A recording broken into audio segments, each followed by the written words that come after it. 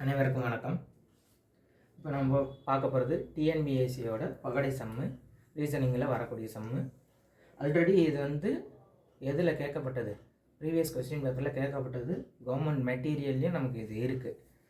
இப்போ இதுக்கு மொதல் வீடியோவில் நம்ம என்ன பார்த்தோம்னா 2 பகடையை வச்சு எப்படி நம்ம ஆன்சர் கண்டுபிடிக்கிறன்றதை பற்றி பார்த்தோம்.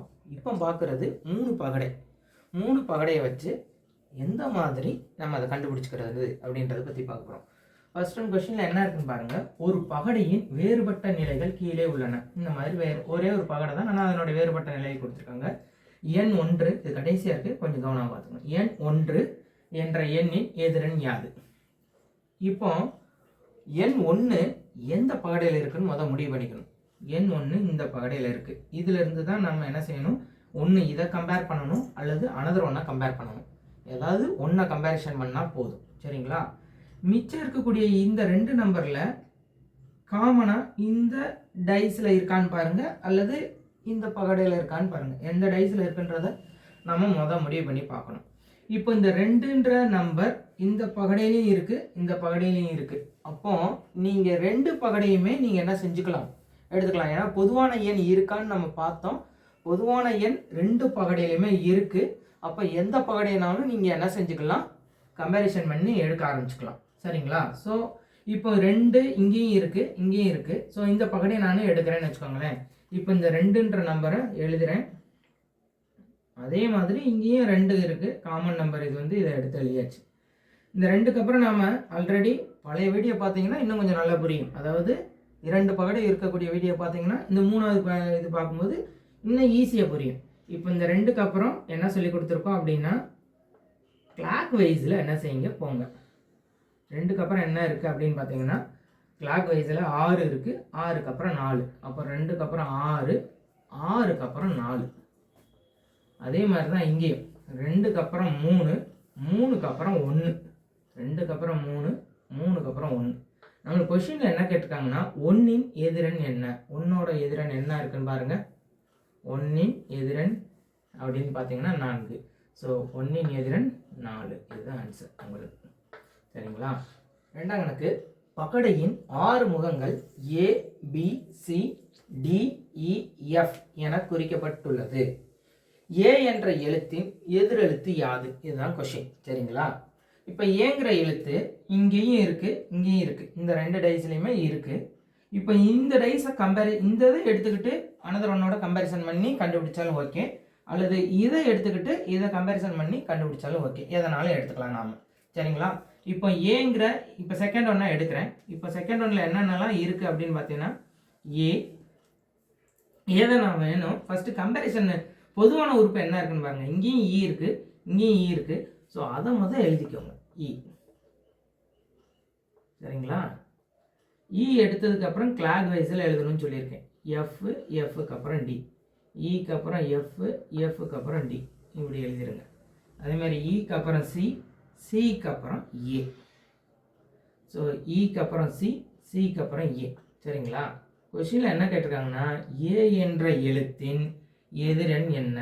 ஏ என்ற எழுத்தின் எதிரெண் டி. ஸோ ஏயின் எதிரெண் டி. இந்த மாதிரி ஈஸியாக என்ன செஞ்சுட்டு போயிடலாம், கண்டுபிடிச்சிட்டு போயிடலாம்.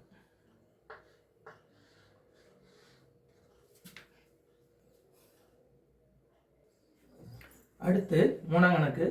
ஒரு பகடை 3 முறை உருட்டும் போது தோன்றும் நிலைகள் காட்டப்பட்டுள்ளது, சரிங்களா? 1இன் எதிரெண் யாது? சரிங்களா? 1 எங்கே இருக்கோ அதை முதல் ஞாபகத்தில் வைக்கணும். நம்ம 1 இங்கேயும் இருக்குது, இங்கேயும் இருக்குது. 1 இந்த பகடை எடுத்து இதோட கம்பேரிசன் பண்ணுங்கள், அல்லது இந்த பகடை எடுத்து இதோட கம்பேரிசன் பண்ணுங்கள். நம்மளுக்கு தேவையான ஆன்சர் கிடைச்சிடும். அனதர் ஒன், பொதுவான எண் இருக்கா, அதுதான் முதல். இப்போ இங்கேயும் 2 இருக்குது, இங்கேயும் 2 இருக்குது. இந்த 2ஐயும் நான் கம்பேரிசன் பண்ண விரும்புகிறேன். ஸோ நான் என்ன செய்ய ஆரம்பிக்கிறேன், 2, 6, 4, 2, 6, 6க்கு அப்புறம் 4, இந்த மாதிரி எழுத போகிறேன். 2, 6, 4 இந்த மாதிரி வந்துடும். இதுக்கப்புறம் நமக்கு இங்கேயும் 2 இருக்கா, அதுதான் 2க்கு 2 எழுதிட்டோம். அனதர் ஒன், 2 கடிகார திசை கிளாக் வைஸில் எழுதுகிறோம். 3, 3க்கு அப்புறம் என்ன எழுதணும், 1, 2, 3, 1 இந்த மாதிரி எழுதியிருக்கோம். இப்போ கொஸ்டினில் 1இன் எதிரெண் என்னவா இருக்குது, 4. ஸோ 1இன் எதிரெண் 4 இவ்வாறாக நம்ம என்ன செஞ்சிடலாம், ஆன்சரை குறிச்சிட்டு போயிடலாம். சரிங்களா? நெக்ஸ்ட் ஒன், ஒரு பகடை 3 முறை உருட்டும் போது தோன்றும் நிலைகள் காட்டப்பட்டுள்ளது. இது வரைக்கும் போட்டதில் பார்த்தீங்கன்னா நம்பர்ஸு, அந்த மாதிரி எழுத்துக்கள், ஆங்கில எழுத்துக்கள் வந்துச்சு. இப்போ பார்த்தீங்கன்னா சிம்பிள்ஸ் இருக்குது. சரிங்களா? கொஷின் என்னென்னா, அம்புக்குறியின் எதிர்குறி என்ன? அம்புக்குறி எங்கே இருக்குது? இங்கே இருக்குது. இதனுடைய எதிர்குறி நமக்கு தேவை. அப்போ இந்த படத்தை இதோடையோ அல்லது இதோடையோ நீங்கள் என்ன செய்யணும், கம்பேரிசன் பண்ணணும். இப்போ இந்த படத்தை இதோட கம்பேரிசன் பண்ணணும் அப்படின்னா காமன் எதுவும் இருக்கான்னு பார்க்கணும். பொதுவானது இங்கேயும் எக்ஸ் இருக்குது, இங்கேயும் எக்ஸ் இருக்குது. அப்போ இதை கூட நம்ம எடுத்துக்கலாம்.